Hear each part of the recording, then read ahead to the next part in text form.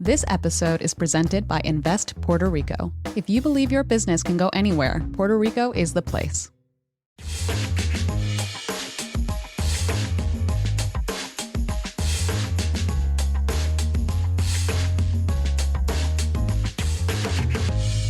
Hello and welcome back to Equity, TechCrunch's flagship podcast about the business of startups. I'm Rebecca Balan, and as most of our listeners are probably aware, it's CES week, and our team is busy. While I'm still here in New York managing remote coverage, my co-host Kirsten is out in Vegas in the heart of the action, but she'll be back on Friday with a full CES scoop, including her trip in one of Zoox's robotaxis. So ahead of that, we decided to refresh Kirsten's interview with Zoox co-founder and CTO Jesse Levinson from TechCrunch Disrupt. The two talked about Tesla, robotaxis, and the future landscape of AI on wheels.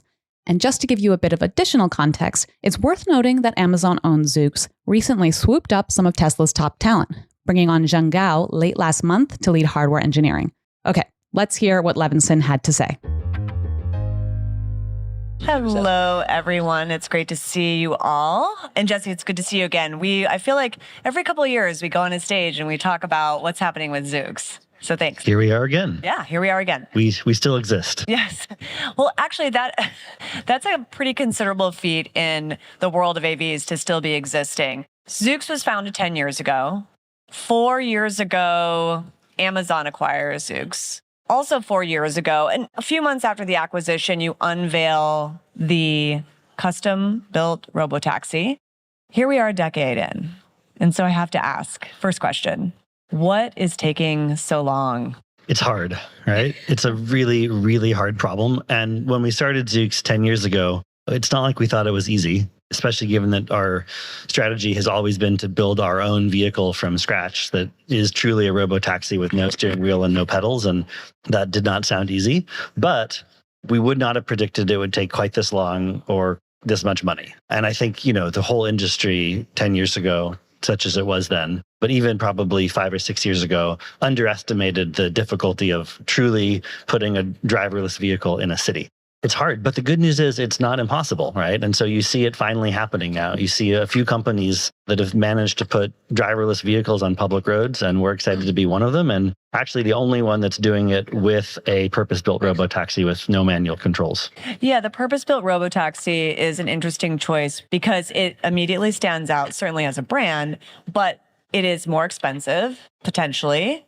We'll ask about that. And also, you're dealing with potential regulatory barriers as well. So were there ever moments early on, and maybe even more recently, like in the last 4 years when Amazon acquired you, where there was a discussion about whether to continue down the road of a custom-built robotaxi that has bidirectional driving and no steering wheel, no pedals? I would say in the early years, there were discussions, not so much to the level of like, maybe we shouldn't do this, but it was a very popular criticism of Zoox, right? It still is a little bit, but in the early years, it was like lots of people we talked to, whether it was investors or prospective employees, were like, you guys are nuts. Like, this is way too complicated, way too expensive. Why can't, cars drive? Why can't you just make them drive themselves?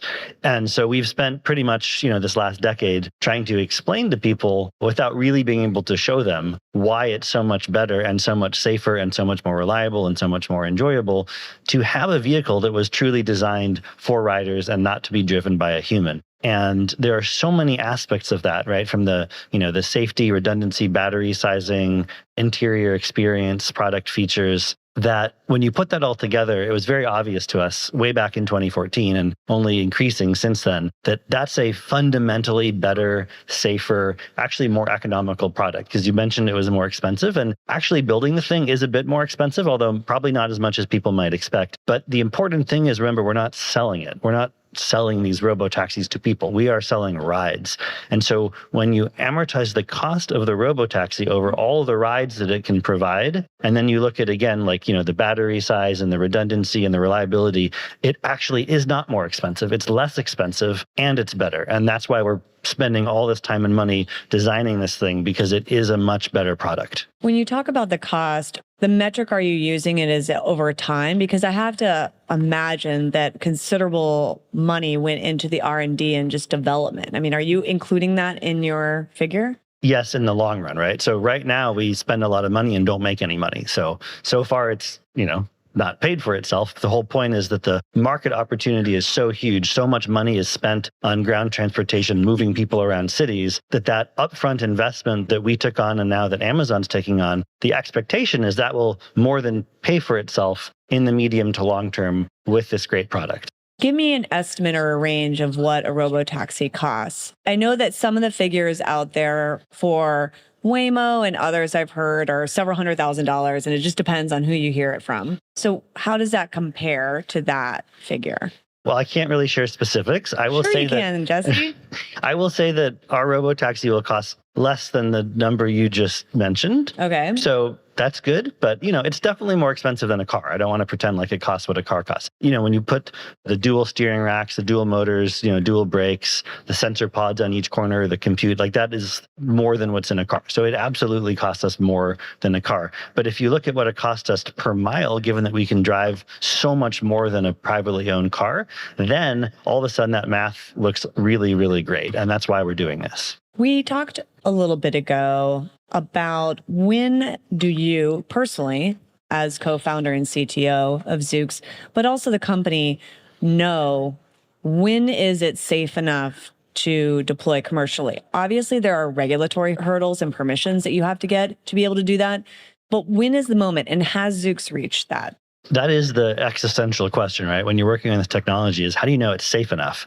And while there is a relatively robust regulatory framework for things like, how do you make a car and what's legal to put in a car, there's less in terms of when is an autonomous technology safe enough to deploy without a driver. And so what we've been trying to do at Zoox is actually set the bar for that in the industry. And we have a very comprehensive, what we call a safety case, which really looks at, if we put a particular piece of hardware in a particular environment with some software running on it, how safe will that be? We have to rely on millions and millions of miles of test data, plus way more than that of simulation, plus all kinds of system engineering and functional safety and hazard analysis and all these things to really build this concrete quantitative safety case. And our internal bar is that the vehicle needs to be many, many times better than humans at not causing collisions, injuries, and fatalities, like multiple times better. And what we're really excited to actually share today is that we are now ready to deploy our robotaxi in San Francisco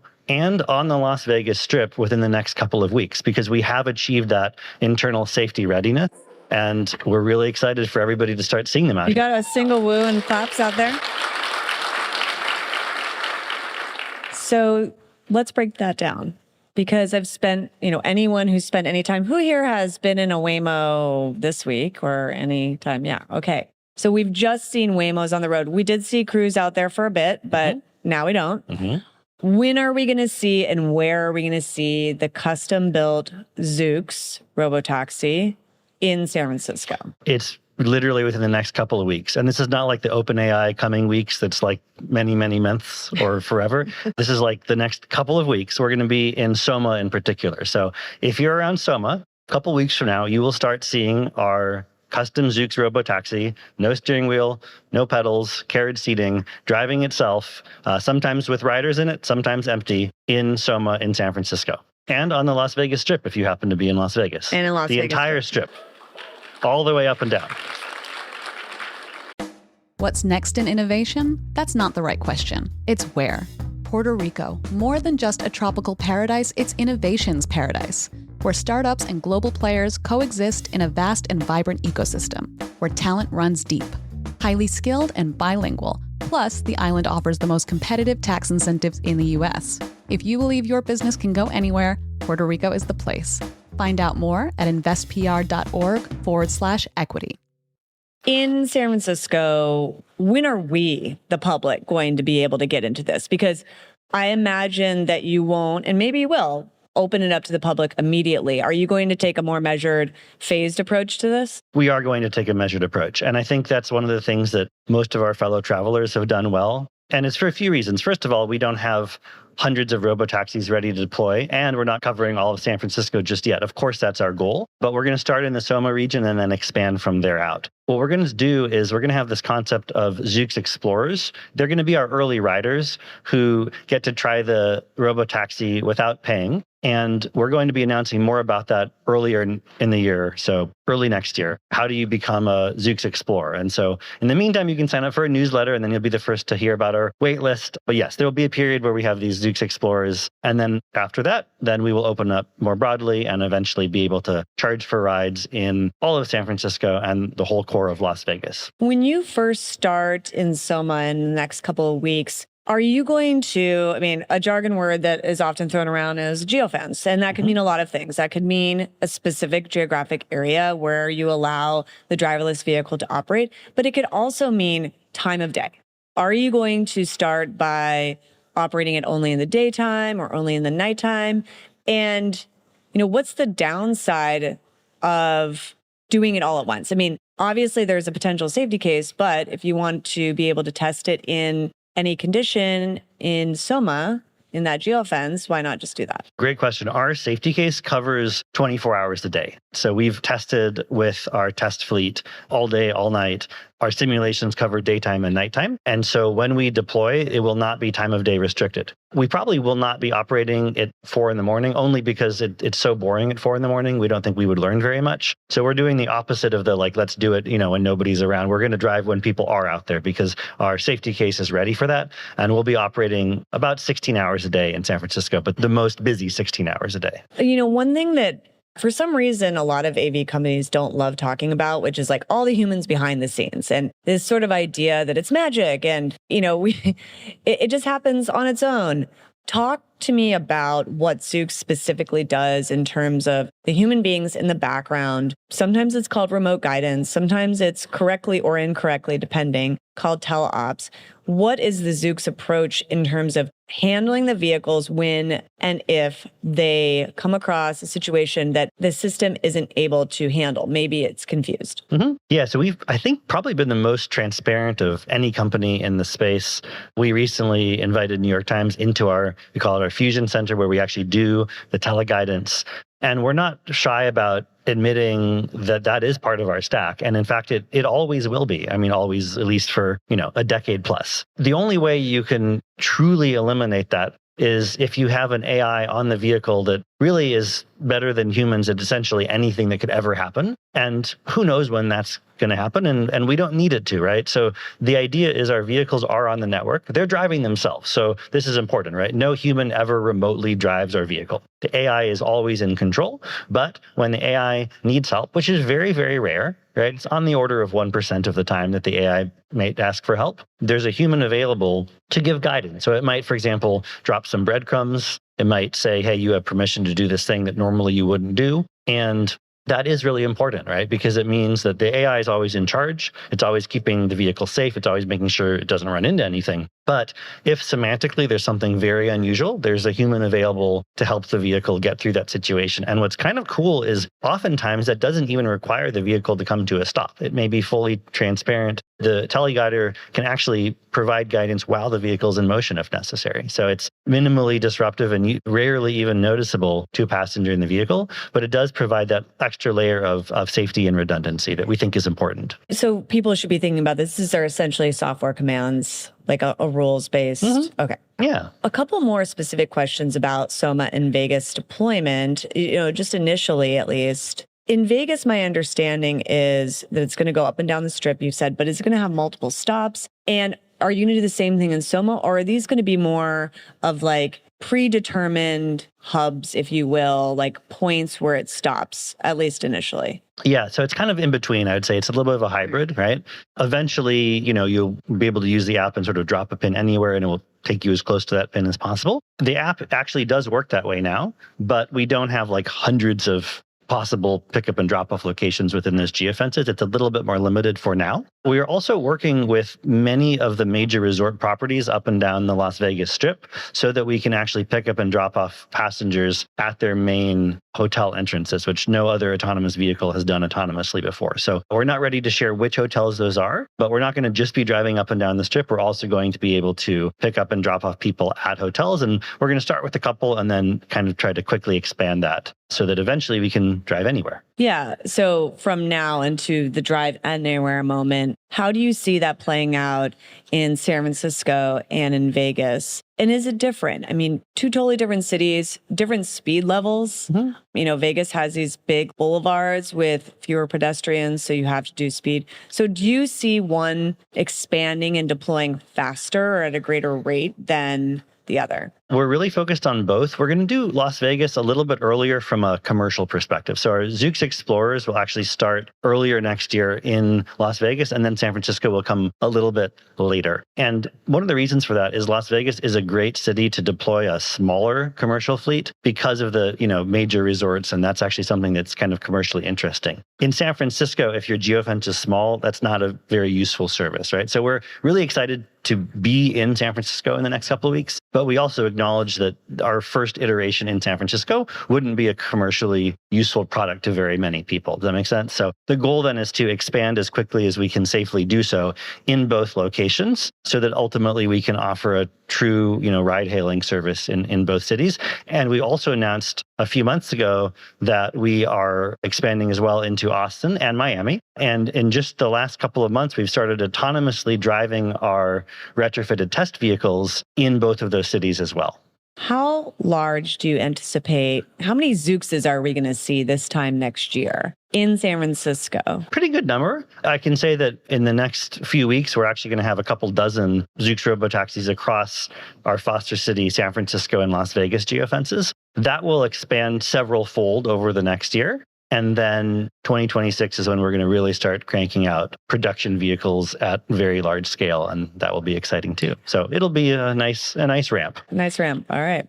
Where are these vehicles going to be produced once you do the volume production? Is that going to be handled by a contract manufacturer, Zoox, Amazon? We actually do it ourselves, which is really cool. So we have facilities in Fremont and Hayward where we actually put these things together. We call it final assembly, which is kind of like manufacturing, but a little different. And the distinction is, unlike a traditional car company, they'll have like a body shop and a paint shop and really tooling up for making, 500,000 or 1 million of these things. Our volumes are going to be a bit less than that, at least in the coming years, because the utilization of a robotaxi is so much higher than of a car, and we're not trying to sell them to people as we discussed. So we have the facilities to produce tens of thousands of our own robotaxis, which is really cool. But we do get a lot of the components from suppliers all over the world, and then we kind of put them together. So it's not quite as involved of a manufacturing process as a regular car, but it's still very sophisticated. We're very excited for that. In fact, I was actually just at our new facility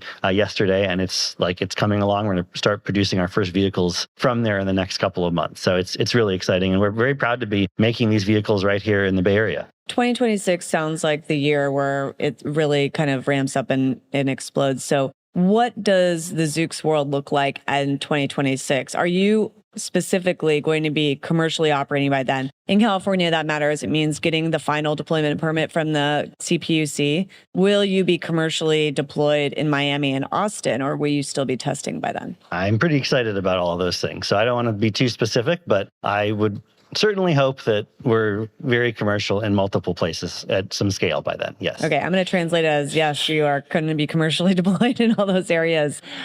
All right. Well, I do want to back up a little bit because you did go through this process of the design of this vehicle. There is one hiccup there, which is, it is very jargony, but in federal regulations called FMVSS, we're required to have things like a steering wheel and an airbag and a steering wheel. And for vehicles or companies that don't do that, they have to get an exemption. And as far as I know, the only company that's ever got that exemption is Nuro, which isn't bringing people around. Zoox's position, unless it's changed, my understanding is that you're going to go ahead and deploy and that you haven't received that exemption and it's not necessary. So is that still the position? And aren't you worried that federal regulators will get involved and then kind of put a pause or halt on your exciting news today?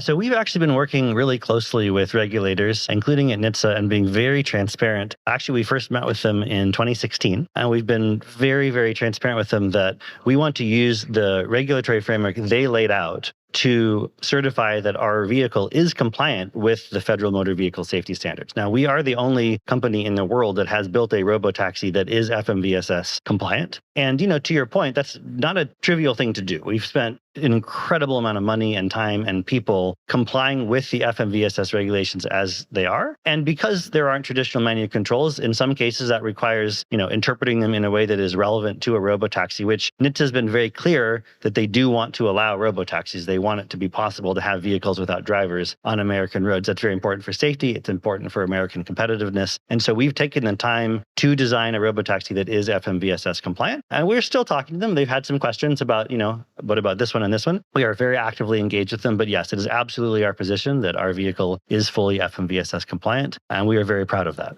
Next year, or actually in a couple of weeks, we'll see Zoox vehicles out here. But you've said that it will continue to scale and we'll see more and more. This time next year, are we also going to see Tesla robotaxis deployed on the streets of San Francisco or anywhere in California? Without a driver? Without a driver. No. Okay. Explain why. Because we talked about this a little bit not too long ago. Is it a regulatory problem that they're facing? Because they haven't even really started the process. And, for those who are unaware, Waymo, Zoox, many others have taken years to go through that process. Or is it an actual technology problem? It's all of the above, right? I mean, there are a lot of regulatory hurdles that they haven't even started trying to climb yet. But I don't think that's their most fundamental problem. If they had technology that worked, I'm quite confident they could go through the regulatory steps. The more fundamental issue is they don't have technology that works. And by works, I want to differentiate between a driver assistance system that drives most of the time, except when it doesn't, and then you have to take over, versus a system that's so reliable and robust that you don't need a person in it. You don't need a person paying attention. And there are several orders of magnitude difference in safety between those two systems in terms of what the requirements are. So they have an impressive system. I drive a Tesla. I play with FSD every couple of weeks. I do find it a bit stressful because, again, usually it does the right thing and then it sort of lulls you into this false sense of complacency, and then it does the wrong thing. You're like, oh my God. They're about 100 times less safe than a human if you look at all the metrics that are publicly available. And that's a huge gap, right? It's not like, another 20% or another 40%. And so they have a profound gap. And it's because we just don't, as a society, have the technology that can take cameras, feed them into a computer, and drive as safely as a human. That doesn't exist yet, and it's not close to existing. And on top of that, it is our fundamental belief that a robotaxi should not only be as safe as a human, but significantly safer, because I think that the public has a lower tolerance for robotaxis doing bad things than for humans doing bad things. And I think that's fair. So our perspective is you really do need significantly more hardware than Tesla's putting in their vehicles to build a robotaxi that's not just as safe, but especially safer than a human. So to your point, is it just a hardware problem, or is there something fundamentally happening in terms of their approach? This is the AI stage. So their approach, and they talk a lot about end-to-end and neural networks.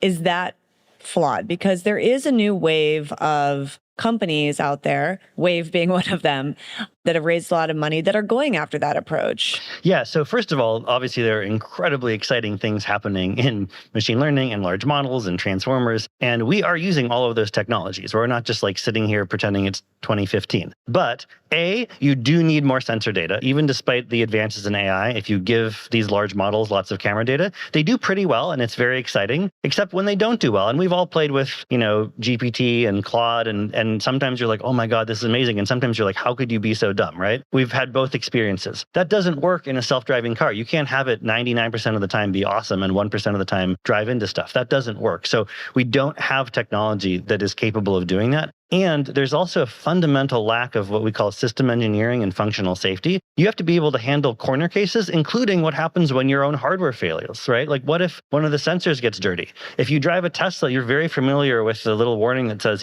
front camera blinded or obscured or dirty. That's fine if there's a human. Okay, now the human drives, great. What if there isn't a human? So it's just fundamentally not designed that way. And these new end-to-end techniques, while again, there's a lot of promise in them and we're using components of that, do do prevent you from having a system that you can kind of certify, that you can easily change without having to retrain this giant model. And so I just think while it's very compelling to build an ADAS system that way or to make a demo that way, it's not the way to build a safe robotaxi that you can deploy at scale in real cities, at least not anytime soon. Well, we could sit here all day because I have about 20 more questions for you, but we will have to leave it there. Thank you again, Jesse, for joining us once again on the TechCrunch stage. Thanks for having us. Thanks all for you listening in. Equity is produced by Theresa Loconsolo with editing by Kell. Bryce Durbin is our illustrator, and we'd like to give a big thanks to our audience development team and Henry Pickavett, who manages TechCrunch audio products. Thanks so much for listening, and we'll talk to you next time.